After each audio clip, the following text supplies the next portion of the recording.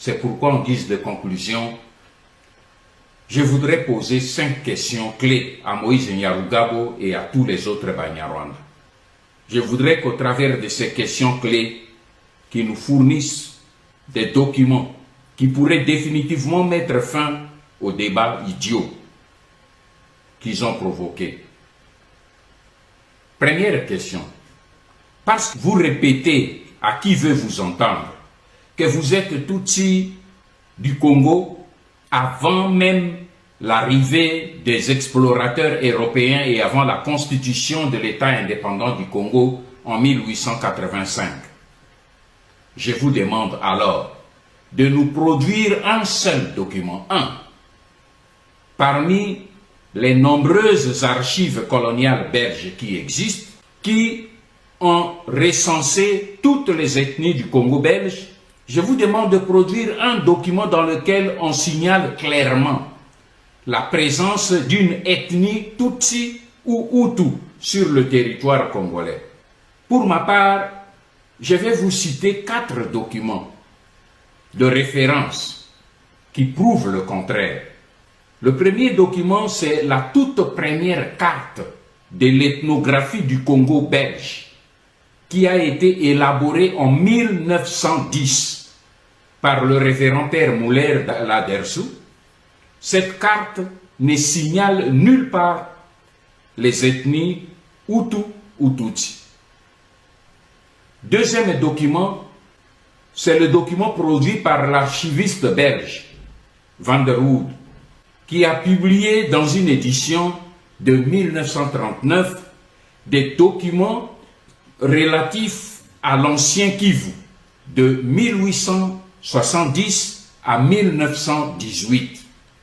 Ces documents reprennent toutes les 16 tribus de l'ancien Kivu.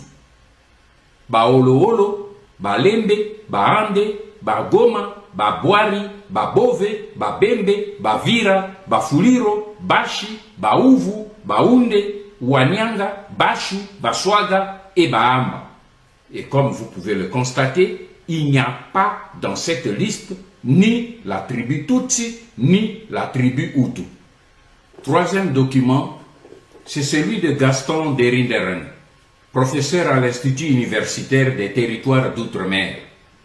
Il a publié la classe du Congo belge et du Rwanda-Burundi. Cette carte a situé toutes les limites de toutes les ethnies du Congo belge. Là aussi, les ethnies Tutsi et Hutu n'y figurent pas. Et quatrième document, c'est la même carte du professeur Gaston Derinderen qui a été corrigée et publiée par le vice-gouverneur du Congo belge, Gaston Heenen. Cette carte ne reprend pas non plus les tribus Tutsi et Hutu. Alors, je demande alors à Moïse Kainerugaba et à Zarias Rubera de nous produire un seul document d'archives ou d'histoire où on a recensé les tribus Tutsi et Hutu au Congo avant ou pendant l'époque coloniale. Ma deuxième question, pourquoi vous réclamez-vous originaire du Congo, en même temps vous vous accrochez à la nationalité collective que vous avez octroyée l'ordonnance de 1992, initiée par votre frère Tutsi rwandais Barthélemy Bisengimana? Pourquoi cette ordonnance n'a-t-elle concerné que les seuls Banyarwanda et pas les autres ethnies du Congo qui étaient là depuis la création de l'État indépendant du Congo? Ma troisième question, vous prétendez que les Banyamulenge sont sur le territoire congolais avant 1885 et qu'ils parlent le Kinyamulenge. Pouvez-vous alors nous produire un seul document d'archives scientifique et administratif datant d'avant 1970 et dans lequel on peut lire le nom seulement Banyamulenge ou de la langue Kinyamulenge?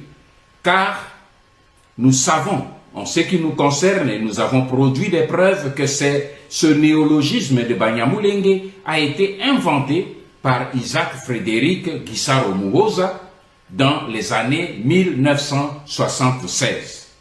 Ma quatrième question, vous prétendez être les originaires de Mulenge, dont vous portez le fameux néologisme de Banyamulenge. Or, Mulenge se situe au nord, à Uvira. Comment pouvez-vous alors expliquer que vous, les Banyamulenge, vous vous battez aujourd'hui pour réclamer la terre de Minembwe qui est située à plus de 100 km au sud, à Fizi? Expliquez-le nous. Et je termine ma cinquième question en posant deux questions personnelles à M. Moïse Nyarugabo. Première question. Croyez-vous qu'un Congolais d'origine peut fuir son pays pour aller au Rwanda avec les autres Rwandais, comme vous l'avez fait en juillet 1998, alors que la décision d'expulsion ne concernait que les ressortissants rwandais? Pourquoi n'êtes-vous pas resté aux côtés de Laurent Désiré Kabila pour défendre votre territoire national, y compris votre terre de Minembwe? Ma deuxième question, croyez-vous, M. Nyarugabo, qu'un citoyen congolais d'origine peut se livrer au pillage et au vol des archives stratégiques de l'État congolais comportant les secrets de défense et du territoire national au profit d'un État étranger, et cela sur ordre d'un président étranger? Une chose est certaine aujourd'hui, vous devez abandonner votre projet parce qu'il ne réussira plus jamais. Et vos menaces n'intimideront plus la jeunesse congolaise, désormais debout, pour défendre jusqu'au prix du sang la terre de ses ancêtres.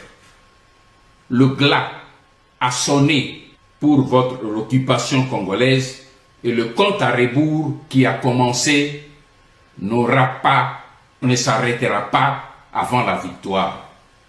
Ingeta.